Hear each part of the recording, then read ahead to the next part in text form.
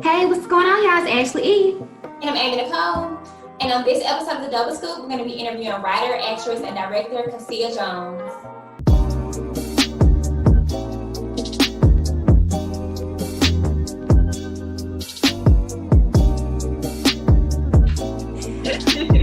Well, hey, Cassia. It's so good to finally get to Ashley. Hi, Amy. talk to you. Because, we've been following each other on social media for a while. So it's cool to actually get to actually talk to you and hear your voice. Outside of Instagram. I know, and thank you, both of you, because you guys have, from the beginning, since I, first did my first production, you guys have supported me. So thank you so much, ladies. I really appreciate it. It means a lot. No, thank you for supporting us. Because, some people, guys. some people, they jump on from the beginning and then they just kind of, fall off. Right. I know, we've been following each other for a long time, probably since 2013 or 12 or something like that? Probably 4 years, 3 or 4 years. Okay, 3 or 4 years. Okay, so 2015 or 16, huh? Yeah. Mm-hmm. So we appreciate the love, girl. But with our platform, we love to highlight creatives. And we interviewed you a couple years ago. So for people who don't know you in our audience, we just want people to kind of know about your background. So how did you even get started, being an actress? Was it something you always wanted to do? Was it your passion that you always had? It was. I started acting when I was a kid, actually. And through high school, I kind of was deterred from it because in my high school, although my high school had a lot of black and white kids, the theater group was all white kids. I think there was maybe one black kid. And we had gone to, your teacher lets you go see the theater production that the theater group is putting on. And everybody on stage was white. And I was like, well, I'm probably not going to get in there. Yeah. So then college came and I really was not feeling college. I knew that I didn't want to be there, but my parents really, wanted me to be there. And I ended up leaving my 4-year college and going to a 2-year college just so I can get those general eds in. And during that time, I rejoined theater. So there was a theater group, the Los Angeles, at Los Angeles City College. And so I rejoined that theater group. And then I was like, yes, this is what I have been missing. I've been taking these classes, wondering what I want to do. And I'm just doing that because I know that that's the path that people expect. You graduate high school, you go to college, you get a job, you work at that job for 60 years, then you retire. And none of that was making me happy. So while I still worked all my jobs, I still got my ass out there and got headshots done. I would save my paychecks so I could pay for headshots. At that time, headshots were black and white. So I was getting my black and white headshots done. I cut off all my hair because Halle Berry was getting all the roles that all the black girls were getting. And I would go on auditions and it would just be bye. I was I ripped out a picture of Halle Berry from some magazine. I took it to my beautician. I was I'm not getting auditions. I'm not getting nothing. I was I need to look like her. Cut off all my hair. So then I went through acting, trying to go the Halle Berry route, which was a disaster. But I finally got into my groove and started auditioning. And even though I wasn't getting anything, I was still auditioning. And then I began writing probably after about 5-6 years of just straight auditioning, that's when I started writing. All right. What, I know creatives, we face a lot of challenges. So what challenges have you faced in the film industry, trying to pursue acting? Well, just being black, basically. I mean, you walk in there and literally everybody looks exactly like you. They'll find one skin tone, one hair type, and they're this is the black girl. So we're going to have all the black girls that look exactly like this with this skin tone and this hair. And you guys are all going to compete each other for one role. I've gone in where literally you walk into the room and there's 60 girls that look exactly like you or some amazing, gorgeous version of you. And so that makes it really hard because they don't see how diverse we are. My skin tone shouldn't be the only skin tone that is considered for an audition. Right. There should be, Lupita skin tones, and there should be Zendaya skin tones, there should be my skin tones, and everything in between. So that's what makes it really hard, especially in Los Angeles. I was about to say, because LA, I couldn't imagine. Acting period, it's a hard industry, but you actually are in LA. So I know it's Right. so competitive. Yes, born and raised in Los Angeles. It's really hard because, you know, you go to any audition and you see the same people because we're all trying so hard to get in, and then the production will have like maybe 10 roles, and one of those roles will be a Black person. And then they won't even say like just Black. They'll put Black, exotic, person of color, indigenous, Asian, and then we're all going for that one role. Yeah. So that's what makes it so hard. And that's why I was like, forget this. I'm going to start writing and creating my own series for myself because nobody's going to offer it to me. So. And with your web series, To Live and Date in LA, that was your first project that you did on your own? That was my first project. I had been working at the Beverly Hills School District, and I hated it.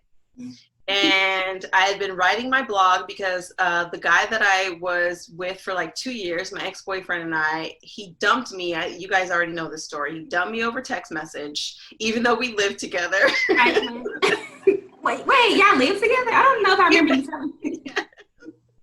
He can just tell you. Was he there in the room when he texted you? No, I was at work. I'm like on the computer at work. I'm like, you know, this relationship sucks. Like, this guy's a jerk, but my name is on the lease. I can't just walk away and blah, blah, blah. And they're like, well, what's going to happen? You guys need to work it out. He told you he wants to marry you. You have a wedding dress in your closet, blah, blah, blah. And I was like, yeah, I think we're going to break up. But like at that point in my life, I was not strong at all. So I was like, I'm just going to let him break up with me. And I kid y'all, not 10 minutes later, the text message comes through. That was your confirmation. Right, I was like, that's the confirmation, Lord. Okay. So while he was at work, I got a U-Haul. I got a bunch of friends that I had at the time and cleared out that entire apartment. And I actually put that in the pilot episode. Yeah, I saw the episode. In LA. I didn't know how true it was to your life. I was like, does this really happen? Or that was so funny. Yes, so sad, but yes, I'm the girl that lived with the guy who dumped her by text message and then got a U-Haul and cleared out the entire apartment, so he had nothing. But the beauty in it is that you turned it into your series. Right. Let's talk more about the series, like for people who don't know, like what's it about? So To Live and Date in LA is a semi-autobiographical story with my character as the lead named Jonesy and her two best friends. So it's about three friends that are struggling to make it not only just in Los Angeles, but in the entertainment industry as well. And it's not about being like super flashy and stylized. It's really about like how hard it really is to make it. Number one, just living in Los Angeles, the cost of living is insane. And just trying to go through having horrible dates, bad relationships, maintaining your independence and your friendship as well. So it's very funny, but we also have some very real moments that have to do with race, feminism, abortion, things, and best friends arguing and making up. And so it's really true. There's a truth in every single episode. So while everything is not just solely based on my life, there is a truth from my life in almost every single episode. I love the focus on like dating in your 30s. It's just like a struggle, like meeting guys now and like dealing with dating apps and all this type of drama. Yes, and that's what I really wanted the series to center on, is because you see all these shows and they're like teenagers dating in high school and they're going on dates that, like, as somebody in their 30s, I've never even gone on those kind of dates. So I really wanted to show like women in their 30s, that's not the end of the world if you're single and you're living with your girlfriends and you're still struggling to figure out who you are and what you want to do with your life, because most of us are. I mean, people who have it together in their 20s, good for you. I thought I had it together in my 20s. Then I got dumped by text message and I had to reevaluate my entire life and go into my 30s with this whole new plan that I did not think I would be going into with my life. I know with the series you made it, was it 3 seasons? I made 2 seasons. I wrote 20 episodes, but I filmed, I believe, 18 episodes. And you So were I did, hands like, on. nine per season, I think it was. Yeah. And you were hands on, like you wrote, directed, produced, got the cast and everything. Yes, like when you don't have money, when you are broke, because I worked at a school, and when you work at a school, I don't know how it is in Atlanta, but you work at a school here, you don't get paid during the summer. And so there's only certain school districts where you can like kind of siphon off some of your check that you get every month, and they'll hold that to you to give to you during the summer. But at the Beverly Hills School District, they were like, no, we don't do that. So I didn't get paid much anyways at that job. And so my entire check went to rent, and it went to my car payment and my car insurance. Mhm. So my mom at the time, she had not passed yet, so she was still alive, and she was like, listen, what do you need? So she bought me like a lighting kit off Amazon. I think it was like maybe 60 some dollars. And she gave me the money to get like a little handheld camcorder. And then the rest of the things, you know, I had to pay for. And so I bought like another lighting kit. I had to cast it. So I put in about 3 days of casting. And what was crazy is I could only pay people like $100. That's all I could pay. And I had hundreds. Good that you could even do that. Actors. Yeah, I didn't have anything. So I wanted to pay them because I didn't want anybody to work for free, but I couldn't pay everybody in the cast. I told all the guys, listen, I can pay one of you because one of you will be in a bunch of the episodes, but none of y'all are getting paid. The girls are getting paid. They're only getting paid $100 each. And we're going to shoot for 2 weeks, and it's going to be straight through. We're not getting any breaks except for Saturday and Sunday. And one of the teachers that worked at the school with me was like, listen, come to my house in the Valley. You can shoot it there because everybody lived in the Valley. I don't live in the Valley. I live in the South Bay, which is like Redondo Beach, Gardena, Hawthorne, you know, which is like this little sub of Los Angeles. And most actors that move here, they all move to the Valley because that's where all the auditions and productions take place. So that's an hour drive from where I live. So I would get up at like 5 in the morning during the summer, and I drove to the Valley every day for 2 weeks. And I had to do lighting. I did hair. I did makeup. I brought my own clothes for the girls to wear because they didn't have a lot of clothes. My own jewelry, purses, bags. Yeah, I would set up every single shot. I was in every single shot, and I edited it. I literally did everything.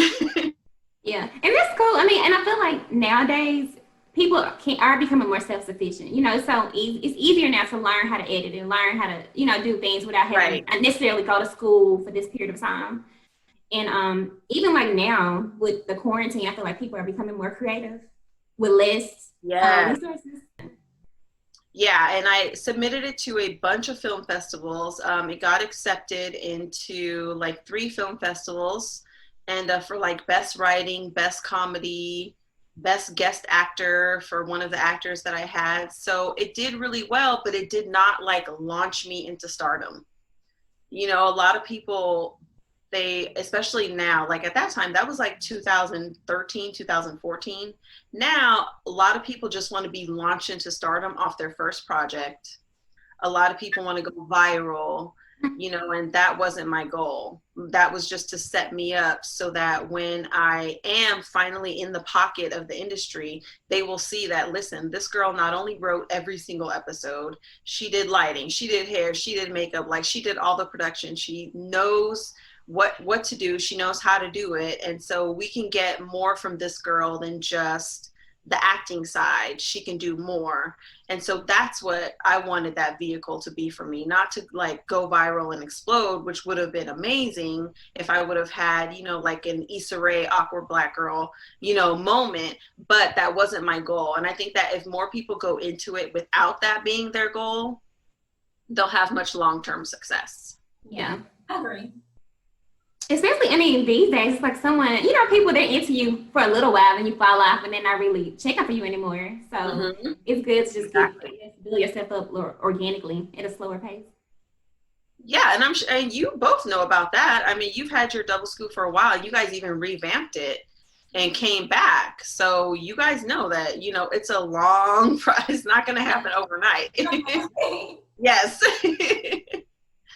So how, like, you know, about the quarantine, how have you been dealing with being quarantined? Like, The only thing that has really affected me is with trying to get through writing scripts because I feel so like trapped, and like literally if I can't get through a script when I'm writing, I'll go and I'll hike, or I'll go and I'll ride my bike, or I'll go to the gym. And when you can't do those things, you have to try to find a different way to let out that energy somehow. So that's definitely been a struggle, but I feel like I'm just now finally getting over that hump. Since we've been quarantined, I like having an extra time to write because we work. We have like 9 to 5s, and we have a double scoop. So now since I've been working from home, I have more time to write scripts and create more content. So I've been enjoying it. Yeah, I think that that's how I had to look at it. Like at first, I think that just like my anxiety was just like, oh my God, we're all going to die. Like, I was like, oh Lord Jesus, I haven't even made it, and this is how I'm gonna go out. And then I was like, girl, calm down, relax. Like, get on that computer, finish those scripts. And then what happened, which has been really good, I don't know if you both saw on Twitter, is that like this big boom with, well, now we want all the Black writers. We want all the Black scripts. We want all the Black actors. so, this Black Renaissance. Right. It's like we're cool again. But then I wonder sometimes, okay, is it a phase, you know, trend right now? Is it going to die down after a while? So I'm embracing it. I'm excited to see this movement, but I hope it's not just, you know, just temporary. It is like an active change that's happening. I hope so too. And that's why I was like, at this point, I'm just going to take advantage of it. So I had a lot of script requests, which was awesome because, you know, not outside of writing To Live and Date in LA, I've also written another television show and like 3 films, feature films. So I was like, this stuff has to get out somewhere because all the festivals that I had submitted my stuff to all got canceled this year. Yeah. So I was like, thank God that people are requesting scripts. And if it's out of guilt or if it's out of just let me join the movement of inviting Black people to the table, I'm like, I've already made my own table. So if you're going to invite me to yours, I love it. So that has been great, is being able to get script requests and send those out. Well, let me ask you this. So as creatives, I know all of us kind of go through the struggle moments where we want to like give up on our dream. Mm-hmm. What keeps you like motivated to keep pursuing like acting and film? Like what keeps you motivated, and what advice would you give to like other creatives on the come up? I think the main thing is, don't set your goal as like, okay, I'm going to make my first film. I'm going to make my first series. I'm going to make a YouTube video and it's going to go viral. I'm going to make $1 million. Issa Rae is going to sign me. I'm going to be signed to CAA Talent Agency and everything's going to be great. Have hope within yourself and faith within yourself, but also be grounded in your goals, because that will create this really big screen of disappointment and that will make you want to quit. You know, one of the people there was a girl that I met that had moved to LA to make it as in the fashion industry. And she said that her roommate moved out here with her to make it as an actor. And that now she needed a new roommate because he didn't make it within the first 6 months that he was here. So he left and went home. Like, you giving yourself 6 months, that's it. I've been doing this for 10 years and I'm just now getting like massive script requests. I'm just now like getting into the pocket in the industry after 10 years. Now, everybody's journey is not going to be 10 years like mine has been. So the main thing is if you can accept that you're going to be told no a lot, that you're going to be passed over by somebody else, and instead of getting mad at somebody else getting what you felt you should have gotten, you need to be inspired by that and be happy for them. Because again, that's just going to create this need in you to want to quit or to either be bitter. And you cannot be in this industry if you're going to look at somebody else and say, I should have had that, because you're just going to be negative and bitter all the time. You have to have confidence within yourself. And the main thing you have to have is discipline. I know there's this whole thing of don't quit, never quit, never quit. Yeah, okay. Not quitting is is easy, honestly. I mean, you get up every day and you get dressed and you put on pants. You don't say today, I'm going to quit putting on pants. Like, Right. that's easy to not quit. It's the discipline. Because I don't have anybody telling me, sit down and go write your script. I don't have anybody telling me, you know, go ahead and make another film, go ahead and film this video, go do this. I had to have the discipline myself. And when I worked at the school district for 5 years, literally every day I brought my laptop to work, and it was next to my work computer, and I wrote every single day for 5 years straight. And sometimes there was days that nothing would come out, but I would still open my laptop and I would just stare at my screen. It's motivation and dedication. You have to have a passion And for it. Like if you don't have a passion for like film or writing, you're gonna give up easy. Yeah, exactly. You're going to give up super easy. And don't talk about how you have so much passion when as soon as you're told no or you're passed over for something, you get mad and you walk away because you don't have passion for it. You have passion for what you think is going to come from it, which is the fame, the popularity, the money, the recognition. That's what you have passion for. But if you can't be sitting up at your computer for 5-6 hours and writing, boohooing and crying because you think that nobody's going to pay attention to what you've done, or putting out stuff and nobody watches it, but you continue to put it out, that's when you know that you have the passion for it. Yeah. What new projects are you working on? Like I know it was I saw one of your shorts. I think it was called This House. Yeah, so In This House is my latest film that I made. It's a short film. It's about 18 minutes long, and it is about two sisters who are unlikely sisters because my character is Black and my sister's character is white. And what it is our mother has just passed away, and there's a huge family secret that my character has been keeping. And my sister finds out this secret in the process of us. It opens with us ending at her funeral, and then it goes from there. And it's that day of the funeral, and these family secrets and resentments are revealed between me and my sister. So tell people where they can find you, like your Instagram, Twitter, Facebook, all that good stuff, your website. So you can find me on my website. My website has my blog post, which is all about dating and relationships. It also has my web series, To Live and Date in LA. It has my short film, In This House. And it also has some YouTube videos as well. So my website is toliveanddateinla.co.